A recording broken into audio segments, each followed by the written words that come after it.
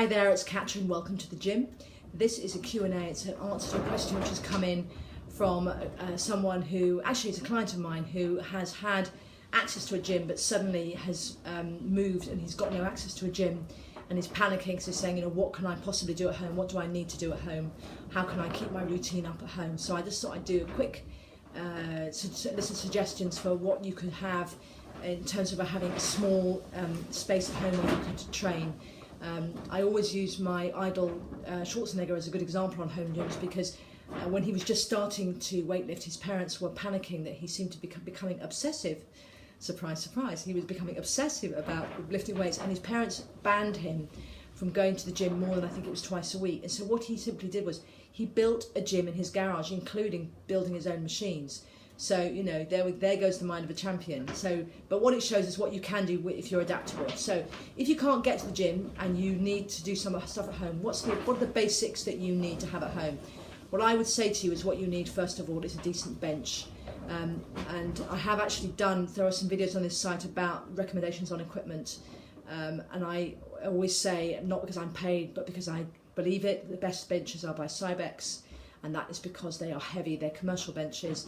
I don't like the cheap, light benches. I think they're not safe because they are not stable, and if you're lifting any amount of weight, they can tip. So the first thing I'd say you want in a really basic, if you've got to do some work at home, would be a bench. Be adjustable both at the top and the seat. Most benches are, but just check. What you don't want is one of those stupid fixed benches that, you know, you're great for doing things like chest press, but you can't actually move the back up.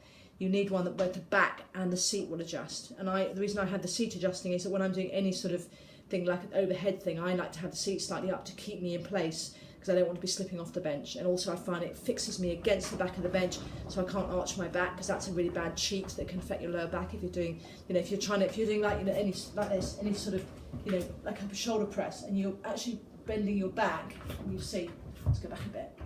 When you're doing any sort of shoulder press, you need to be forced against the bench so that your back stays flat, because if you are pressing with an arch, you're creating pressure on your lower back, which I've got one friend who's a bodybuilder who's got chronic back problems because of that, because he was lifting very heavy with not correct form. So, you know, I'm religious about it and trying to get my back as flat as I can. So the bench is the first thing you need, and then what in terms of what equipment, what's the necessity? I would say the only thing you really need is a set of dumbbells. You can do almost anything with a set of dumbbells. And in terms of the range, you don't need the full range. You probably can see in the back here, I've got a lot of dumbbells because I love them so much. But you probably need a set maybe of 4 different weights, and you can buy singles. You don't have to buy a whole set. You can obviously buy the sort of, you know, you can get like a home gym set which has got you a range. That's fine.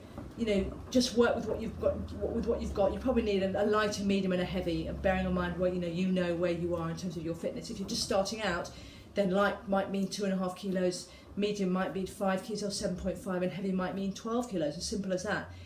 Just start slow. You can always add to the weights you have. You don't need to go out there and buy a massive load of stuff. You can also get lots of stuff on eBay, so have a look on eBay and see what's going cheap. So basic set of dumbbells and a bench is really, in my view, all you need. Those are your necessities. You can do virtually everything with that. Now, if you had a little extra money and a little extra space, then probably an easy bar. Let me just see if I can find one in the gym. I can show you. Hang on 1 minute.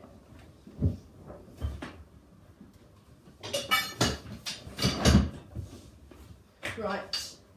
Okay. This is an easy bar. Now it's called an easy bar or a Z bar because, as you can see, it's not straight. Yeah. Now this is a great bar for 2 reasons. First, it's very short. Can you see? It's probably about 4 feet. I'm 5'1". It's about 4 feet tall. So if you've got a small space, most people in their homes cannot accommodate an Olympic bar. An Olympic bar is, you know, sort of 6 feet plus. That's, you know, just not practical in most people's houses. But if you want to do any sort of bar work, then you can use this easy bar. I use easy bars for all sorts of, I use them for shoulders, I use them for chest, I use them for triceps, I use them for biceps. And you can even do a deadlift with an easy bar. So what's good about them is they obviously operate exactly the same as a normal bar. So you put your plates on at the end, you can adjust your weights. If you're going to get an easy bar, then you need to get some plates to go with it. And again, I'd say small, medium, large. So maybe go with, again, maybe plates of say 2.5, 5 and 10 if you're a woman, 5 and maybe 10 and 15 if you're a man. And of course, because you can get more than one plate on the end, you can start to build up, you get good combinations of those weights. And again, I would say look on eBay because you can see some good bar goes about that. So that would be my first luxury, I think, on top of the necessities of the bench and the dumbbells would be an easy bar with some plates, because you can do lots more with that. Other luxuries I would have, obviously kettlebells, which I love very much. Again, I wouldn't buy a full range of those, but I might buy, you know, smaller, medium and heavy. And then a weighted exercise ball. Let me show you what I mean by that. Just put this away. Just got to find my ball. I'll give you that. Here we go. So this is a weighted exercise ball. This one's a 5 kilo. This is really good for things like stomach exercise when doing crunches. Again, if you look on this site, I've actually done some ab exercises using an exercise ball, so you can see how this is used.